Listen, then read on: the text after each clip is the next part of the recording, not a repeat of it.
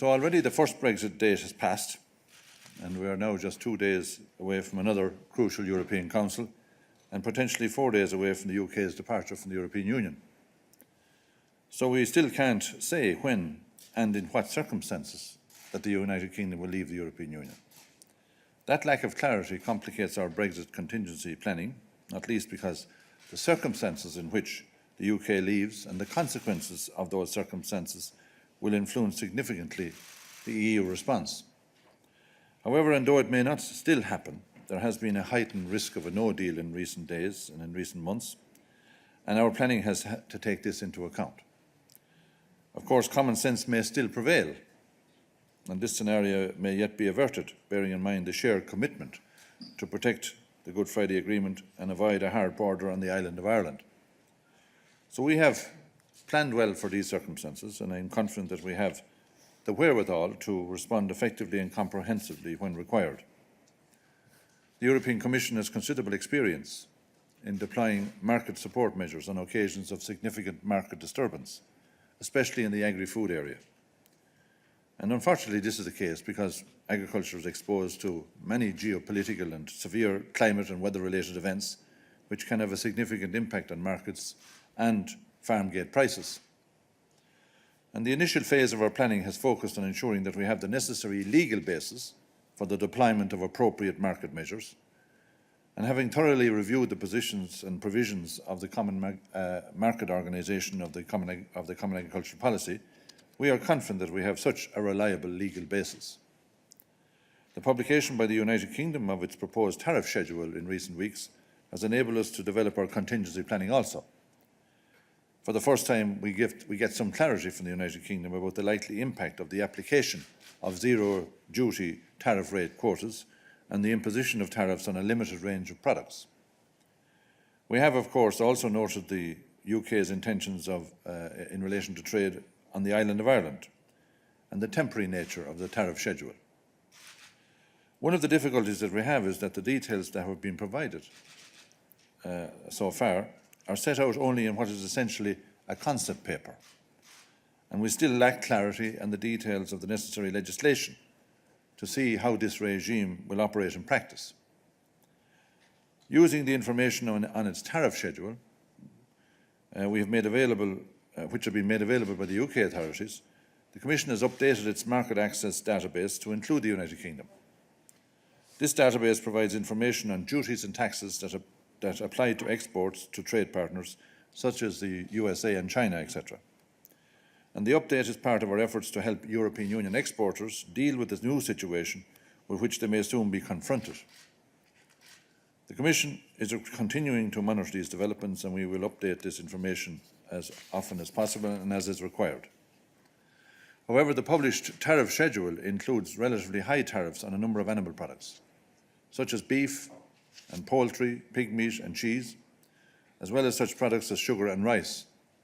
It is clear that a number of Member States will bear the brunt of these proposed tariffs because of their exposure already to the UK market for these products. The EU 27 and the United Kingdom are very significant trading partners. The EU 27 enjoys a €25 billion surplus today with the UK in agri-food products, with exports of some €41 billion on an annual basis. This surplus is higher than the current overall EU trade surplus of €21 billion with the rest of the world. However, one should not underestimate the importance of the EU market for the UK. Given that the EU will treat the UK as any other third country with the application of tariffs and SBS checks, this presents a significant challenge for UK producers and exporters. Today we are talking about a no-deal scenario, in which case what we can say with certainty is that there will be significant disruption to certain agricultural markets. I'm confident in that knowledge, and if left unchecked, we have to come to the conclusion that the European Commission has a legal obligation to intervene, and we will. Early intervention has the benefit of providing not alone support to our farmers, but gives confidence to the market of the Commission's commitment to the agri-food sector and avoids the development of a potential much bigger crisis in the longer term. In terms of precisely how we might intervene, we have a suite of measures available in our legislation, and we are satisfied that we have appropriately stocked a toolbox from which we will work. This will be discussed by the College this Wednesday. Without being prescriptive of this stage to the outcome of the College meeting, I anticipate a mix of measures designed to suit particular circumstances and products. A mix of some or all of public intervention, private storage aid, withdrawal schemes and targeted aid will form the package of support. In addition to these measures, we are also looking at state aid rules, in which case it will be for the Member State to provide support. Just recently, the Commission adopted a new regulation which has provided for an increase of 66% in the level of de minimis support that can be granted to the agricultural sector through state aid. There are also opportunities for Member States to propose amendments to the Rural Development Programme to redirect support to beneficiaries which have been most affected by Brexit, though I acknowledge that the scope here might be limited because many commitments might already have been made. We've had a number of discussions with Member States and other key stakeholders about the impact of Brexit and the way in which the Commission can best assist. This engagement is continuing, and apart from the obvious impact of tariffs, we're also looking with the Member States to the difficulties that may arise from logistical delays, customs formalities, sanitary and phytosanitary checks, etc. These issues have been addressed in previous briefings and press conferences in recent days. I'm also engaged, of course, fully with the Budget Commissioner, Commissioner Oettinger, and his services, and I'm grateful to him, Mr. Oettinger, for his understanding of the particular threat posed to the agri-food sector and for his consistent support for this sector in this and in previous crises.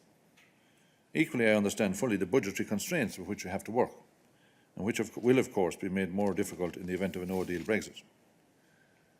Much of the food that is exported to the UK is fresh food and therefore perishable, with little or no scope for delays at ports.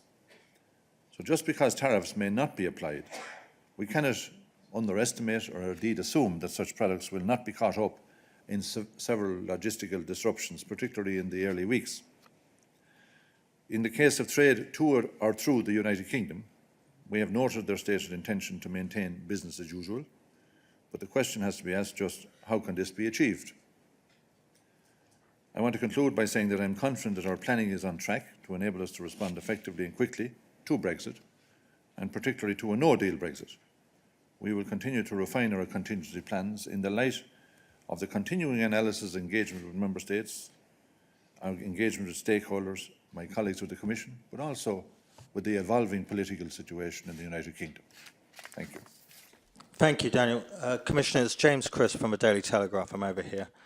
Despite the measures that you've mentioned, no deal will still be disastrous for Ireland, won't it? So, well, what do you say to the British Conservative politicians who say no deal, no problem? And you mentioned that common sense may still prevail. Do you think agreeing a long Brexit extension at the summit makes common sense? Thank you. Well, despite the madness of Brexit, I still believe that common sense might prevail.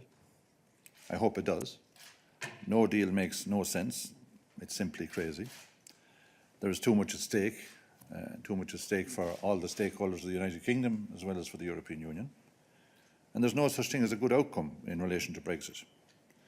But I believe that a no-deal Brexit is the worst of all outcomes. And this is what the Prime Minister has been saying to the members of the House of Commons for many months now, especially since November, since the deal was struck between the UK and the European Union.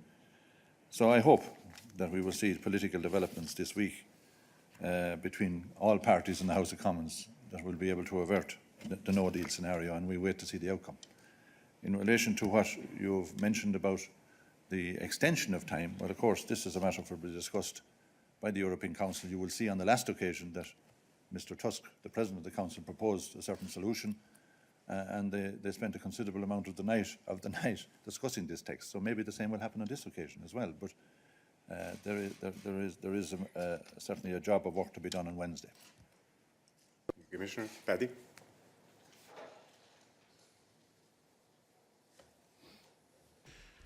Commissioner, the Irish border obviously is the preoccupation of everybody in Dublin. Can you give me a sense of what will happen to farmers who have cross-border farms and who were actually farming on both sides of the border? How will they move animals? How will they do the work? And secondly, what happens to supplies of animal products, whether it's milk or beef, which is crossing the border for processing? Are there going to be hold-ups in that respect?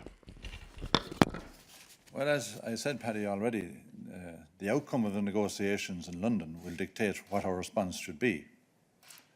And if there is a customs union or regulatory alignment between the United Kingdom and the EU, of course, we will have business as usual. In relation to the border issues generally, if there is no deal, we see the responsibility under the Good Friday Agreement to prevent a hard border on the island of Ireland. We see the various statements arising from meetings between President Macron and Chancellor Merkel with the Taoiseach this week, that they seem to be fairly assured that there will be a plan produced that will be able to meet the logistical and practical difficulties that you have outlined, and that we will be able to do so in the context of not having hard border infrastructure on the island of Ireland. Thank you, Commissioner. If there are no more questions, this wraps up our press conference, and now we'll have a technical briefing shortly in a couple of minutes. Thank you.